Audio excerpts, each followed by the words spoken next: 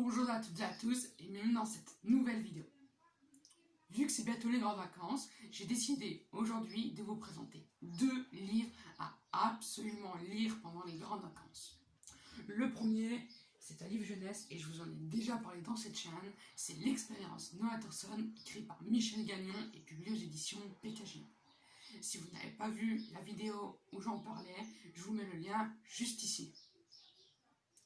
Et le deuxième livre, c'est un livre plus pour adultes, c'est Zéro de Marc Ellsberg et publié aux éditions Le Livre de Poche.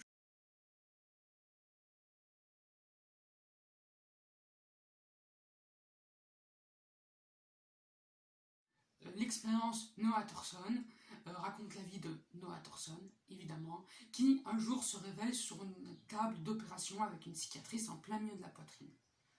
Elle ne sait ni où elle est ni pourquoi elle est là.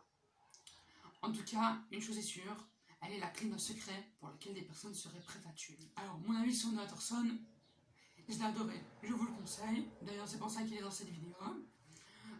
Pourquoi je l'ai adoré? Première chose, il est palpitant. On ne s'ennuie jamais une seule seconde. Et ça, j'ai adoré.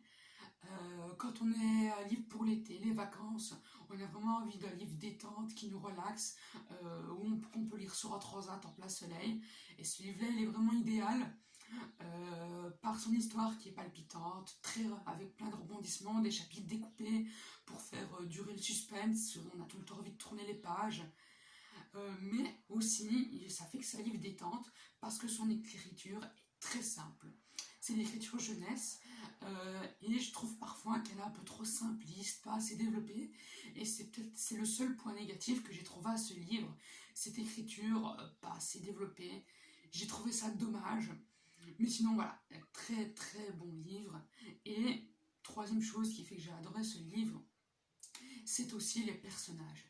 Des personnages très attachants, on les aime chacun un petit peu à sa propre manière, et l'auteur leur a donné un côté vraiment vivant. On a l'impression que ça pourrait être des vraies personnes qu'on rencontre dans la rue. Donc on va suivre 2 protagonistes, il y a Noah et il y a un autre dont on ne parle pas dans le 4e de couverture, c'est Peter. Donc Noah, la rebelle qui fugue, orpheline, etc., avec tout son passé mystérieux. Moi j'ai justement aimé pour ça. Et on a aussi Peter qui est un gosse de riche, lui aussi un peu rebelle parce qu'il n'aime pas la manière dont se comportent ses parents qui sont des chefs d'entreprise. Et on a aussi, et moi aussi je l'ai bien aimé, c'est d'ailleurs mon personnage préféré. Donc pour Noah Thorson, je lui mets la note de...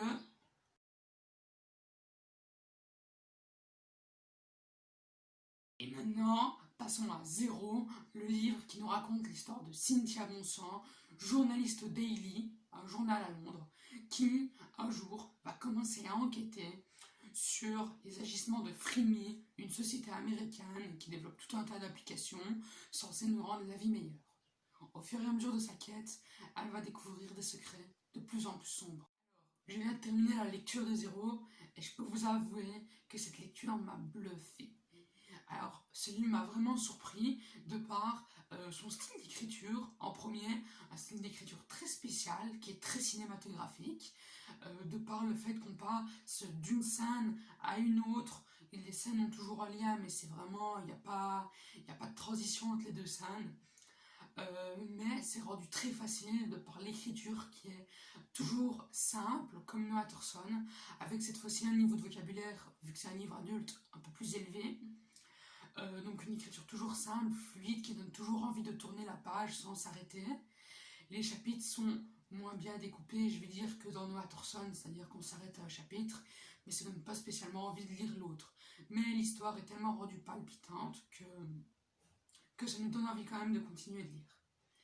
D'ailleurs, du palpitant, parlons-en. Donc une histoire toujours avec un scénario qui est presque comme Noah Thorson. J'ai trouvé cette lecture fort similaire. Pourquoi?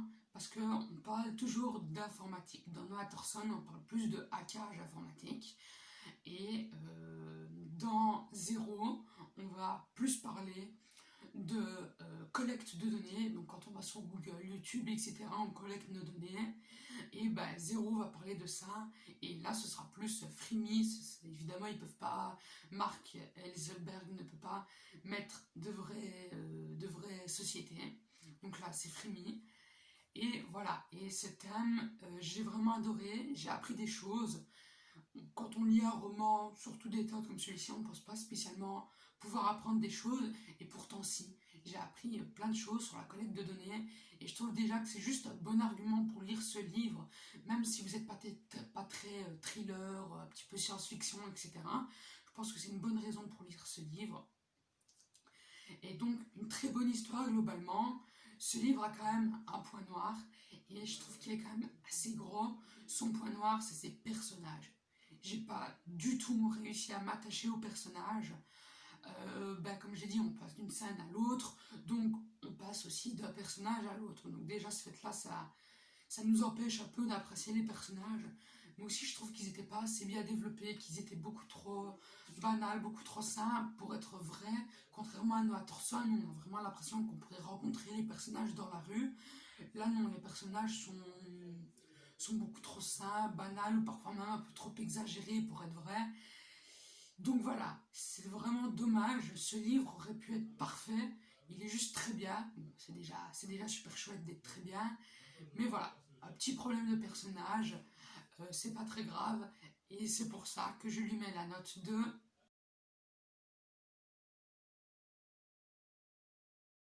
Voilà, cette vidéo est terminée. J'espère que je vous ai donné des idées de lecture pour les grandes vacances.